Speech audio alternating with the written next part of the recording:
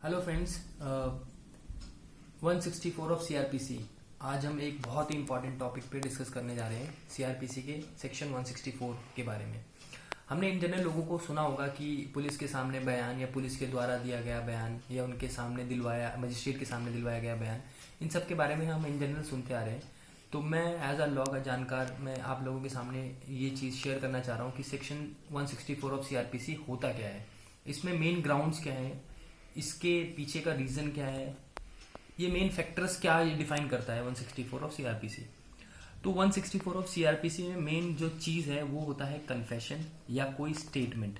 Confession means confession एक ऐसी issue of fact, अगर हम इन जनरल समझे issue of fact, issue of fact एक ऐसी चीज होती है जो किसी भी केस का बेस होता है। जब केस की जो मेन वजह होते हैं उसको बोलते हैं इशू ऑफ फैक्ट।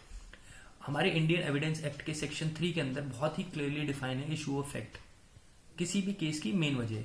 और किसी भी केस की मेन वजह अगर कोई भी व्यक्ति यानी कोई भी अक्यूज उसको मान लेता है उसको बोलते हैं कन्फेशन। तो कन्फेशन अगर किसी ने कन्फेस कर लिया कि हाँ ये क्राइम मेरे द्वारा किया गया है, दैट्स कॉल्ड कन्फेशन। और स्टेटमेंट, स्टेटमेंट मीन्स किसी भी केस के बारे में अगर कोई जुड़े हुए तथ्य अगर कोई भी आदमी ये देता है तो दैट्स कॉल्ड विटनेस, वो विटनेस के द्वारा दिया गया स्टेटमेंट है। तो ये 164 में डिफाइन होता है। अब इसमें है क्या, जैसे किसी भी मजिस्ट्रेट के आपने किसी कंप्लेन को किसी मजिस्ट्रेट के सामने किया है तो मजिस्ट्रेट उसको सेक्शन 164 में मजिस्ट्रेट के सामने बयान दिलवाया जाएगा, जिसमें 156 सब सेक्शन 3 के द्वारा मजिस्ट्रेट ऑर्डर देगा एफआईआर दर्ज करने के लिए। एफआईआर दर्ज होने के बाद पुलिस की रिस्पॉन्सिबिलिटी बनती है इन्वेस्टिगेशन करने की। बिफोर इंक्वायरी और ट्रायल से पहले पुलिस इन्वेस्टिगेट करती है और पुलिस का काम है इन्वेस्टिगेशन करने का। और section 161 and section 162 of CrPC के अंदर पुलिस के पास पूरी अथॉरिटी और पावर होती है कि वो इन्वेस्टिगेशन करे। और इन्वेस्टिगेशन के दौरान वो चाहे विटनेस हो, चाहे अक्यूज्ड हो या कोई भी व्यक्ति जिसको पुलिस द्वारा जिस पे ये लगे कि हाँ इसके इन्वेस्टिगेशन करने के दौरान इस पे मुझे शक है, तो वो अपने तरीके से उनके पास पूरे पावर एंड राइट्स हैं कि वो इन्वेस्टिगेट कर सकते हैं according to CrPC section 161 and 162। इसमें क्या है कि एक इसमें लिमिटेशन और बाउंडेशन होती है।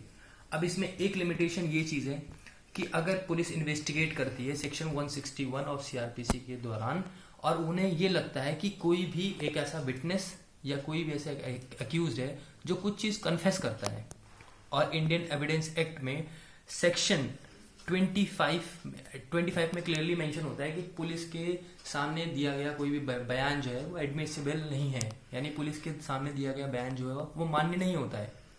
तो इंडियन एविडेंस एक्ट के अंदर ये क्लियरली मेंशन है।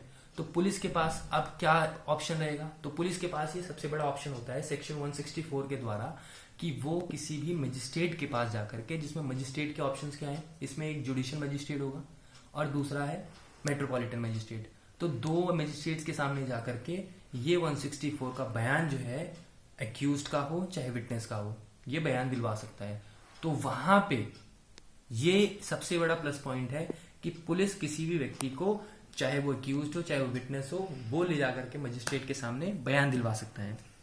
अब सेक्शन 164 के सेक्शन 3 एंड सेक्शन 4 में ये डिफाइन है कि इसमें ऑर्डर्स क्या होंगे या इसके प्रोसीजर्स क्या हैं।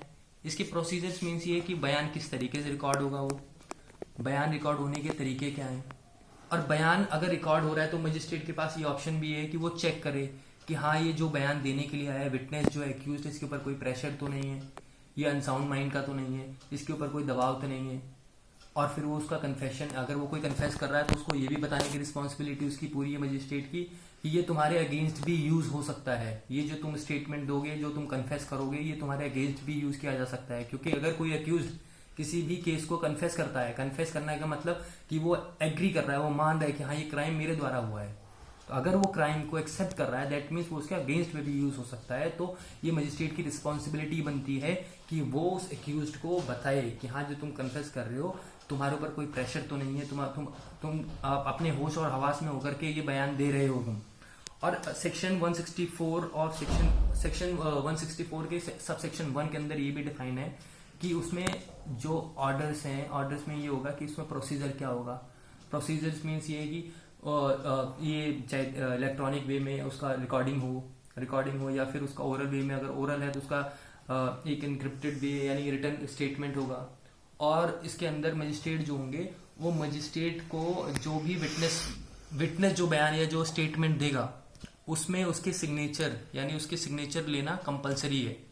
बट इन केस अगर मजिस्ट्रेट सिग्नेचर लेना भूल जाता है तो इसका मतलब ये है कि वो स्टेटमेंट मान नहीं होगा, वो एज एविडेंस की तरह ट्रीट नहीं होगा। नहीं, ये एविडेंस की तरह ट्रीट होगा।